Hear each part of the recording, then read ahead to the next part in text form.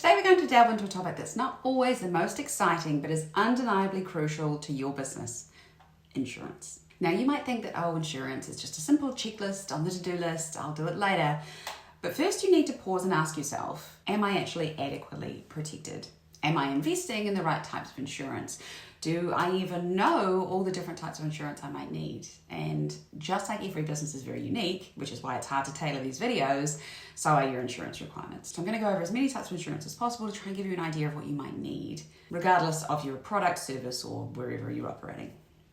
Okay, so first things first, we have general liability insurance. This is the kind of insurance that covers your business against claims of bodily injury or property damage or something that happens when you're advertising.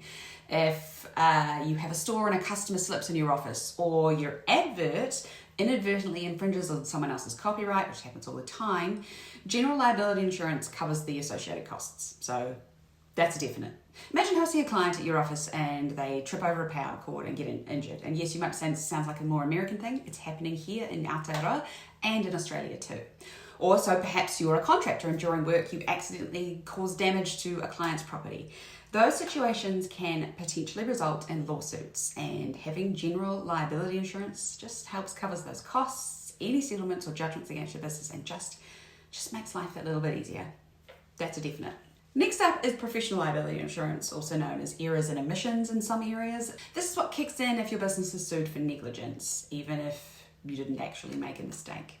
It's particularly relevant for those of you who are in service-based businesses where the advice or service you offer could potentially lead to a financial loss. So for instance, if you're an IT consultant and your recommendation on a specific service setup or something like that resulted in downtime or significant revenue loss to your client, they might sue you for damages. Well, professional liability will protect you against such scenarios.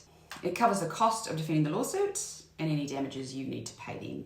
For businesses that manufacture and sell physical products, you need product liability insurance. This is the first insurance I ever got, and I was horrified how much it cost, but it's so important. Never had to use it, touch wood. It protects you in the event that your product causes harm or injury to a consumer, so beauty products, food, so on. So let's say you're a food vendor and a batch of your products, God forbid, caused food poisoning to multiple people. Or you make a line of toys and a child gets injured while playing with one of those products. In such instances, product liability insurance covers the cost of medical claims, lawsuits, any other costs that arise from that incident. If you have employees, you should be looking at workers' compensation insurance, again referred to as many different things around the world. This covers medical costs and a portion for lost wages if an employee gets hurt or sick on the job. It's mandatory in a lot of places, but even where it's not, it's a really good thing to have because, suppose you have a shampoo bar company and your mother refused to wear her safety glasses and she gets hot shampoo in her eye. Do I sound like I'm speaking from experience? Obviously nothing happened, but these sorts of incidences can happen all the time, even with family members disobeying strict health and safety laws. Then we have commercial property insurance. It covers your physical assets if you have a building or equipment, even if you're leasing someone's building, so inventory, furniture, and everything you have against disasters like fires and thefts or natural disasters. So imagine owning a retail store and a fire destroys your building along with everything inside. Commercial property insurance will help you cover the cost of that and replacing all of your stuff, because that would be singularly devastating. So imagine said fire or flood hit your premises, you've lost your store, you've lost everything, but you've not only lost your stuff, you've potentially lost your business income.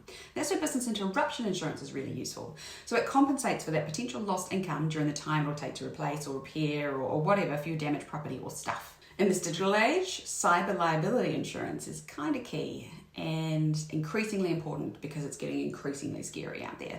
This covers your business in case of things like data breaches, network damage, cybercrime, all of the things we hear about all the time that so many big businesses are getting hit with. It can happen to you too. So imagine if your company is storing sensitive customer information, and this can be from credit card details to health details, just to even names and addresses, and that data is compromised in a cyber attack.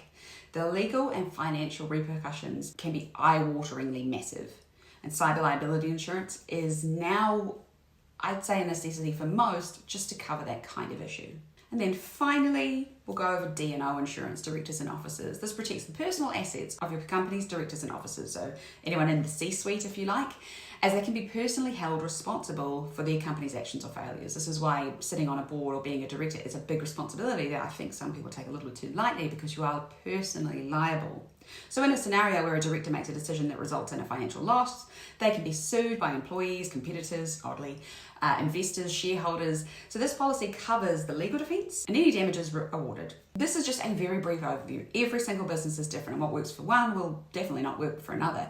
So you should consider things like industry, your size, whether you're a sole trader, whether you've got 2 or 3 customers, and talk to a broker. It can get incredibly complicated incredibly quickly, and you don't want to over-insure as much as you don't want to under-insure. This is just a rundown of what you may come across and a very high level of what they talk about. Don't be afraid to experiment and adjust your approach. Learn more about your business and the market's demands. Being flexible is what helped Ateek succeed at that very beginning. Be mindful of overwork for you and your team. Be mindful of those missed opportunities, the need for that specialised expertise, and feedback from your existing team. They know so much more than we think they do. As for the question of in-house hiring versus outsourcing, weigh the pros and cons really carefully. Consider the degree of control, cost, scalability, flexibility, confidentiality, and whether you want one person or many.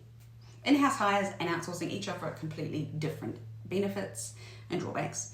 And the right choice really depends on what your company needs at the time, and it's simply maybe a mixture of both. There is no one size that fits all, and that is why this question in particular is so hard to answer. But I hope this has helped a little bit.